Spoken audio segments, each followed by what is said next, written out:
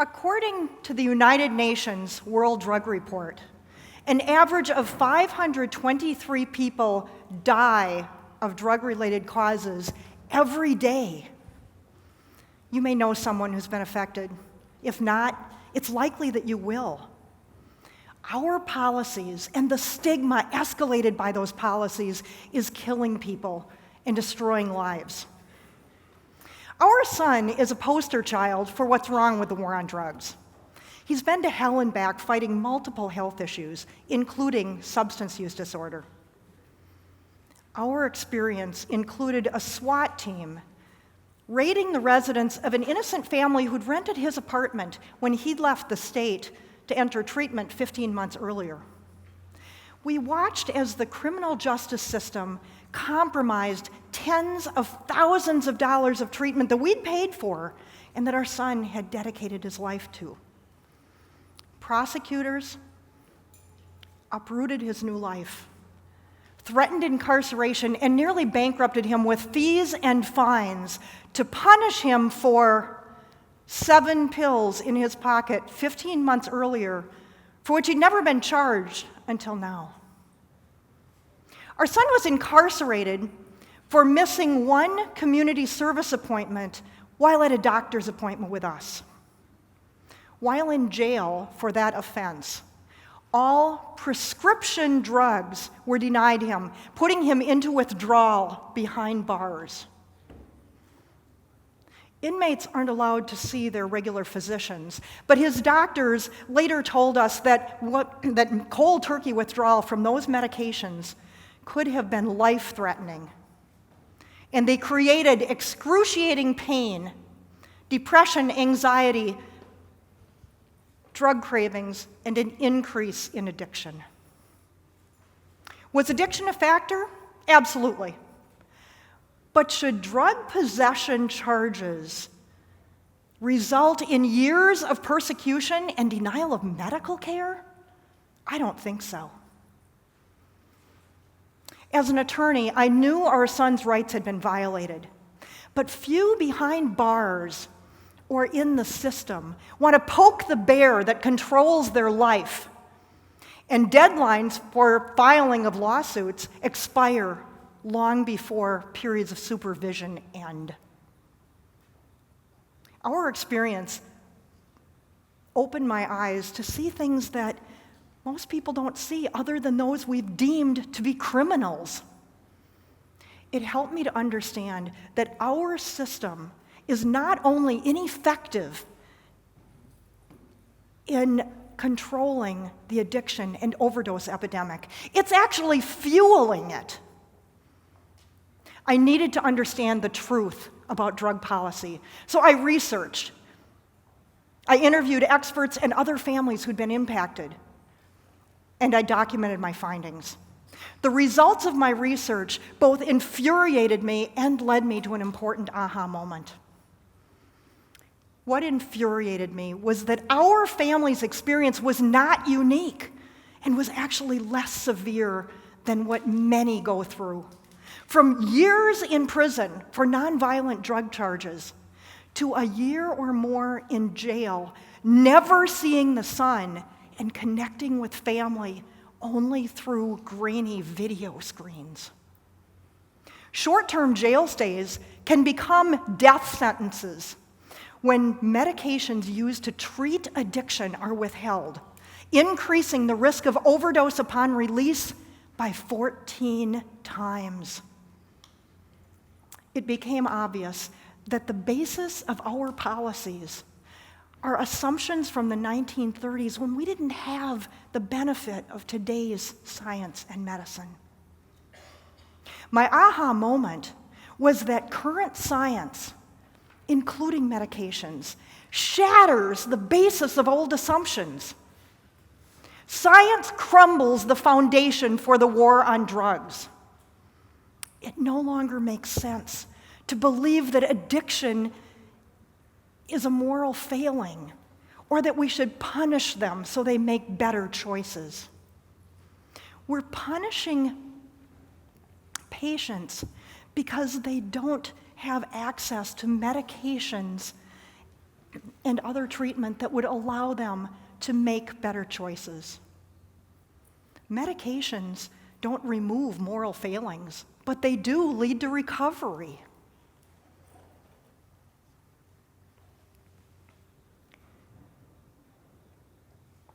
If we reallocate our tax dollars from funding incarceration, supervision, and prosecution, and we reallocate those to medical treatment, everyone that needs medical treatment could receive it without stigma and without fear. So let's just accept what science has told us. Addiction can be treated as a medical issue. Let's assume that you have symptoms of diabetes. What would typically happen? You'd see a physician treated in that specialty. Tests would be completed assessing your overall medical condition.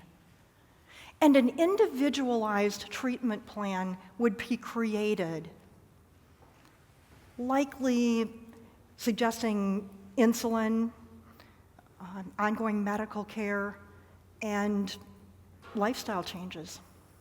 Now, you might accept those lifestyle changes, but periodically you might slip on cake or another favorite.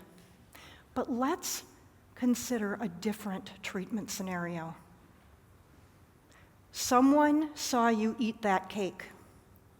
Police arrive, and you're arrested and looking at possible jail time and a criminal record. And what if medical treatment and medications were denied, and peer support meetings were ordered as the only treatment protocol? And if you weren't successful with that treatment, you may be put behind bars and accused of not wanting recovery. And as a kicker, attorneys, not doctors, are directing your treatment. And family members and other loved ones are told to withdraw support, and that advocating for good treatment might be harmful because, after all, you're a diabetic and you need to hit bottom. Do you think you'd succeed?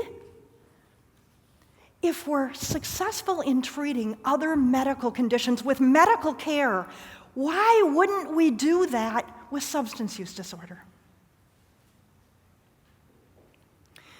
You can impact decisions made by government. Next time you think about supporting a politician or a program, ask yourself, will this policy further punish those struggling with addiction? Increased funding might just mean more prisons. Drug courts escalate the power of lawyers and one size fits all treatment. Using our court systems to treat a medical condition makes no sense. We've spent over $1 trillion in taxpayer dollars in the United States alone on the war on drugs since 1971. The results: the United States is the country with the highest drug use, the highest incarceration rates, and the highest overdose rates. We are making progress. Many countries are reassessing their drug policy. We have long-standing decriminalization and legalization in multiple countries, giving us a roadmap to determine what's worked and what hasn't. Some criminal justice professionals are coordinating treatment in lieu of incarcerating patients, and some prisons and jails are making medications available. But in the vast majority of places, punishment is still the norm, not the exception. And with medications being so successful, they're completely unavailable in over 75% of countries worldwide. And where they are available, many criminal justice settings, treatment programs, peer support meetings, and sober houses prohibit their use. I'm happy to share that our son is now a successful professional, enjoying life, and paying taxes like the rest of us.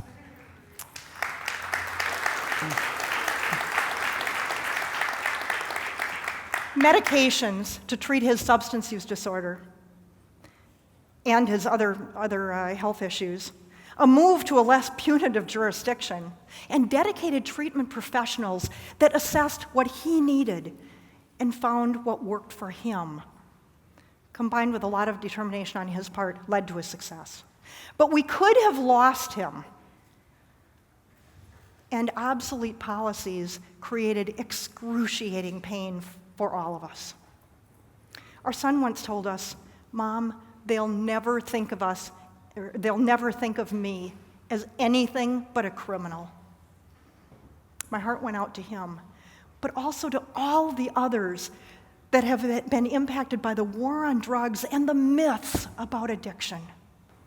It's time to replace judgment with medical care.